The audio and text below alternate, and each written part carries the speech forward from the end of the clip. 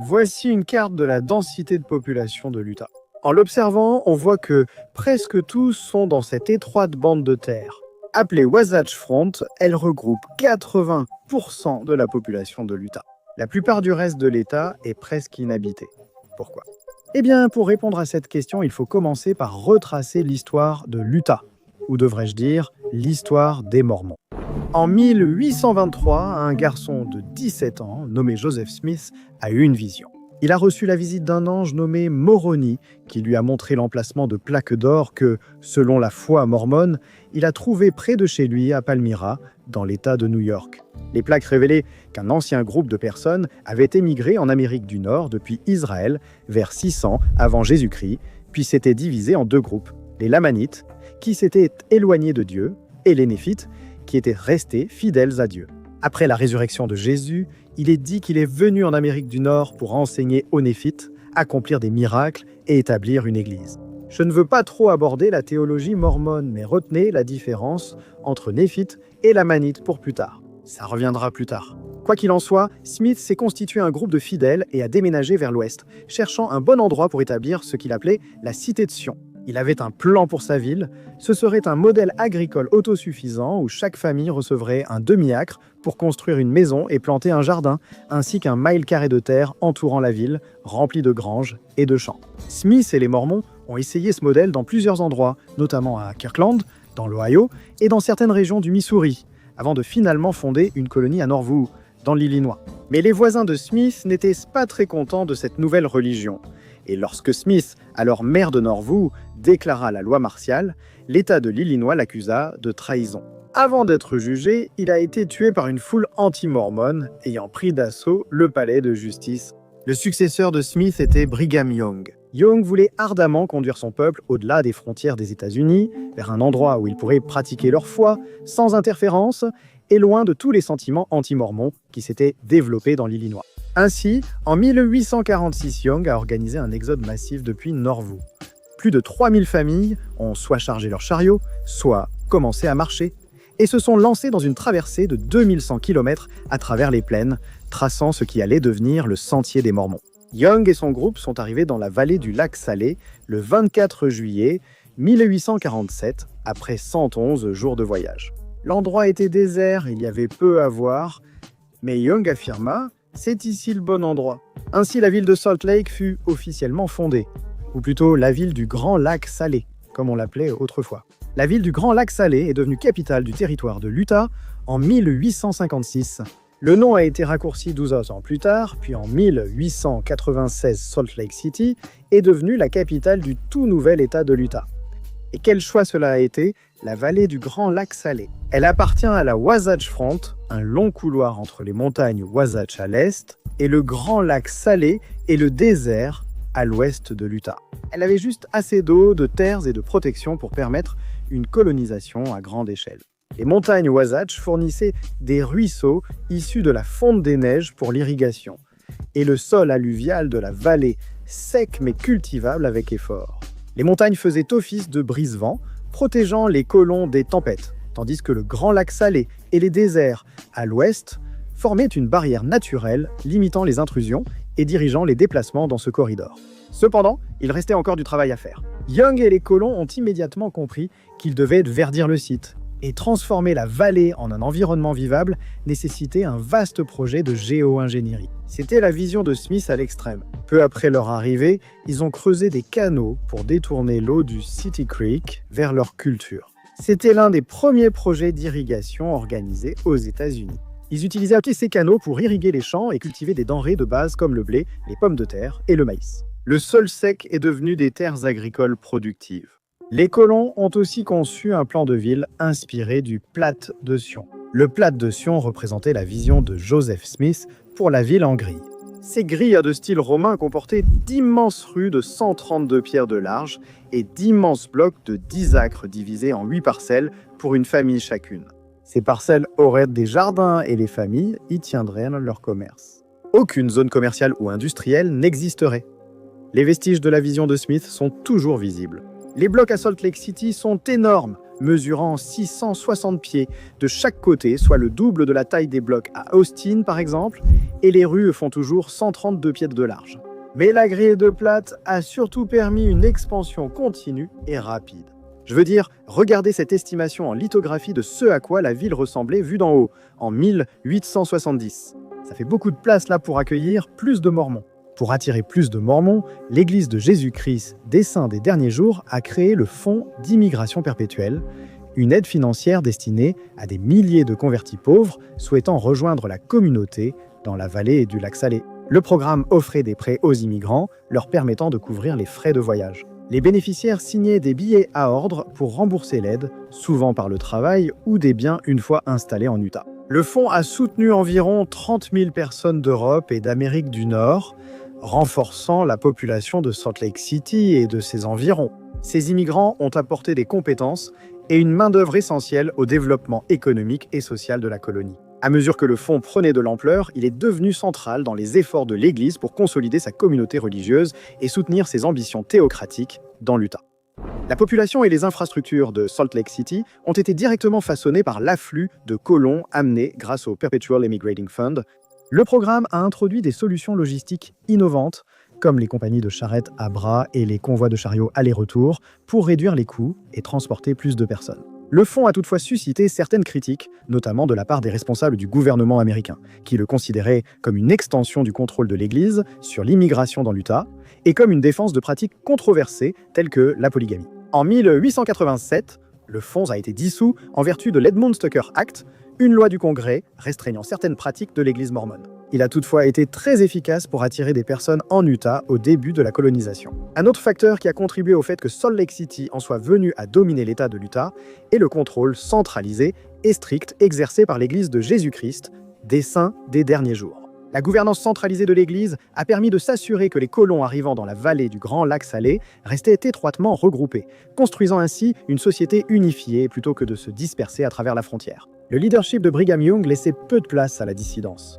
L'attribution des terres était organisée par l'Église, les dirigeants attribuant les parcelles en fonction des besoins de la communauté et de la fidélité à la mission de l'Église. Ce système visait autant la survie que le contrôle. En gardant la population regroupée, l'Église imposait la conformité religieuse, optimisait l'utilisation des ressources et veillait à ce que routes, canaux d'irrigation et bâtiments répondent aux besoins de la communauté. C'était une vision de Sion matérialisée par une supervision et une planification stricte. L'Église influençait la logistique et l'idéologie. Des dirigeants comme Young affirmèrent que la vallée était sacrée, permettant aux fidèles de se préparer au retour du Christ.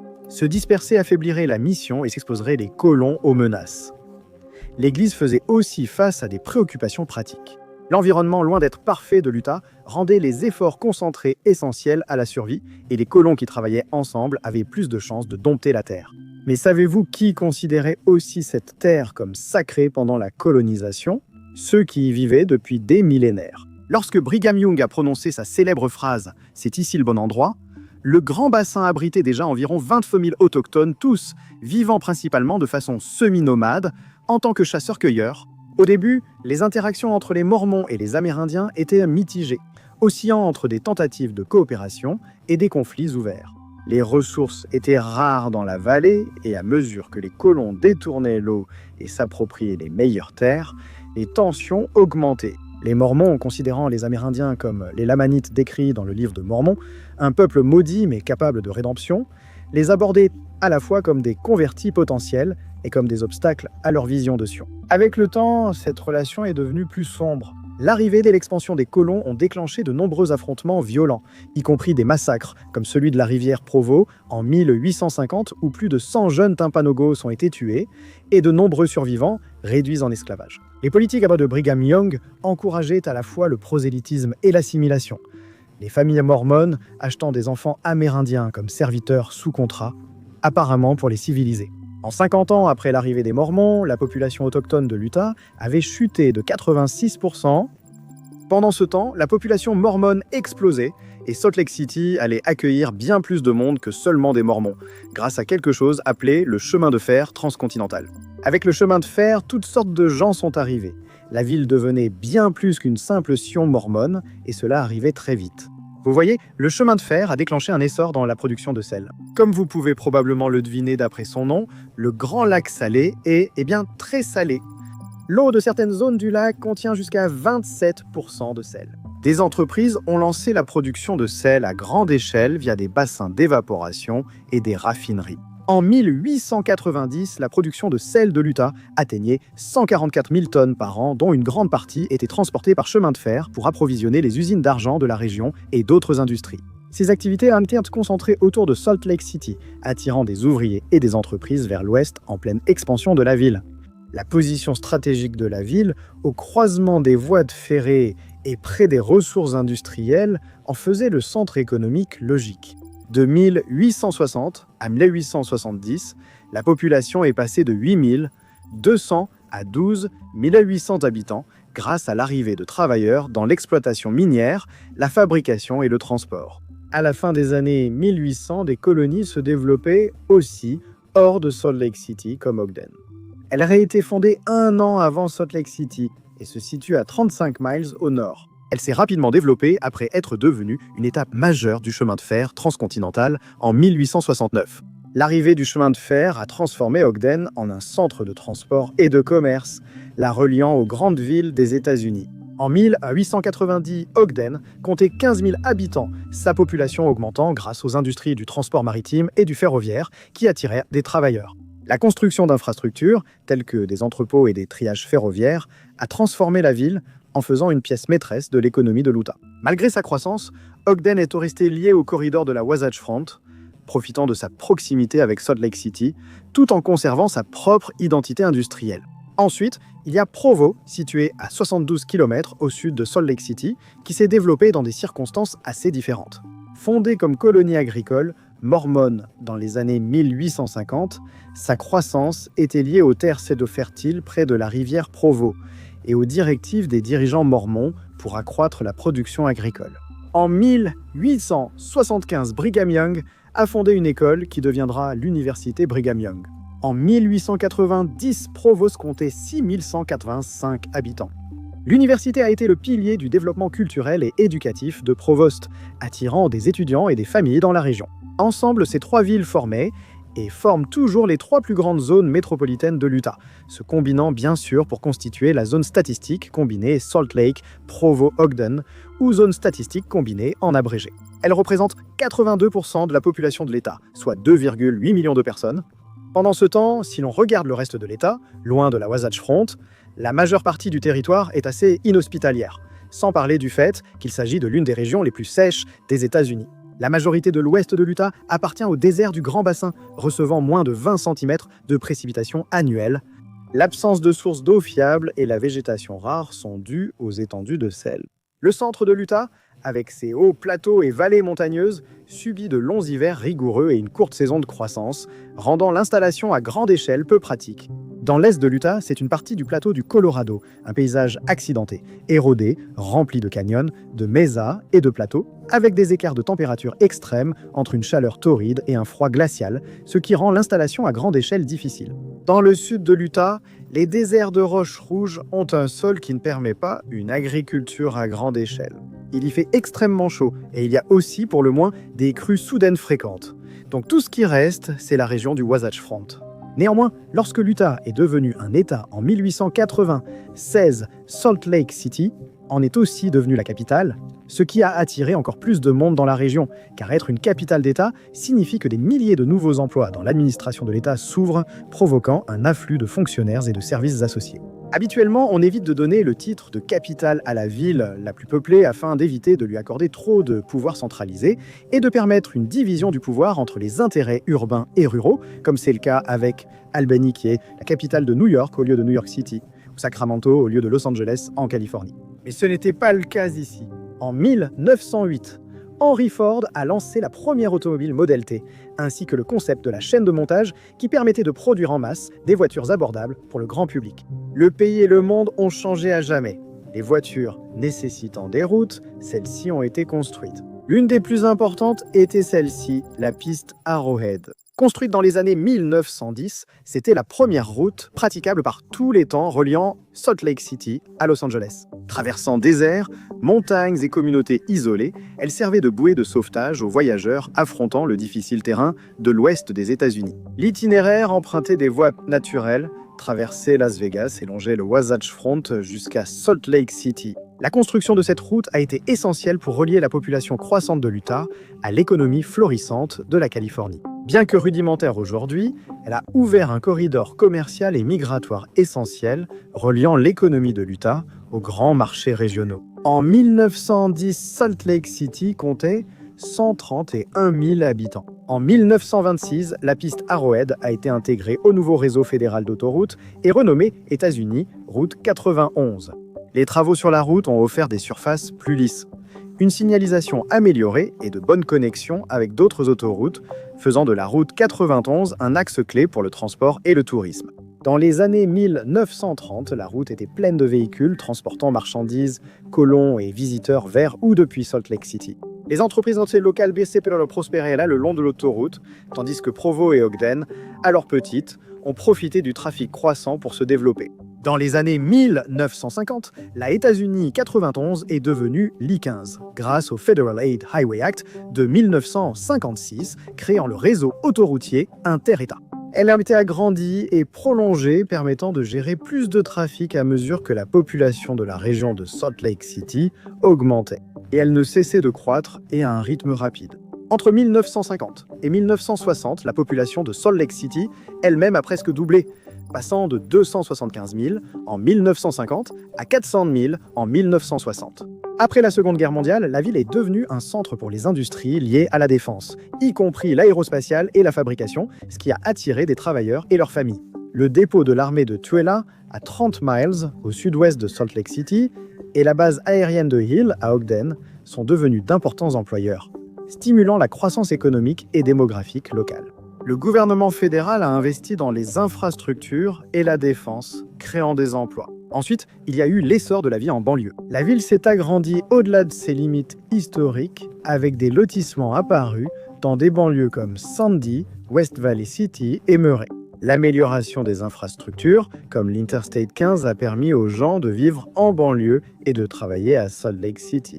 Cette période a vu l'essor de l'accession à la propriété grâce au Government Issue Bill, facilité par la participation de nombreux Mormons à la Seconde Guerre mondiale, permettant aux familles d'accéder aux maisons de banlieue. Les banlieues proposaient des maisons plus grandes, de nouveaux équipements et un mode de vie de classe moyenne attractif pour les familles arrivant dans la région métropolitaine. Les améliorations majeures de l'Interstate 15 ont rapproché Provo, Salt Lake City et Ogden comme jamais. Des communautés suburbaines comme Lee et Draper ont prospéré en proposant des logements abordables et un accès rapide aux emplois technologiques du corridor. Dans les années 2000, l'Utah a connu un boom technologique autour de Salt Lake City et Provo, gagnant le surnom de Silicon Slopes. En 2023, la région métropolitaine comptait 2,8 millions d'habitants, soit 82% des 3,4 millions de l'Utah, dont 1,25 million à Salt Lake City. Mais tout comme à San Francisco et à Palo Alto, le soi-disant boom économique des Silicon Slopes s'est accompagné de certains inconvénients. Les prix de l'immobilier ont augmenté à un rythme supérieur à la moyenne nationale, passant d'environ 187 000 $ en 2000 à près de 560 et 1 000 $ en 2022, soit une hausse de 200% contre 162% au niveau national. Fait intéressant, nous voyons désormais des régions éloignées de la Wasatch Front dans l'Utah croître rapidement aussi. Par exemple, la ville de Saint-Georges, située dans le sud-ouest, a été la zone métropolitaine à la croissance la plus rapide du pays entre 2000 et 2005. Entre 2017 et 2022, elle a connu une croissance de 21,5%, faisant d'elle la 12e ville à la plus forte croissance du pays. Ce que l'avenir réserve, comme pour le reste des États-Unis, reste à voir. Cependant, alors que de nombreux États du Sud-Ouest croissent rapidement, l'Utah pourrait s'étendre au-delà de la Wasatch Front. Et cette domination de 82% pourrait diminuer. Merci d'avoir regardé.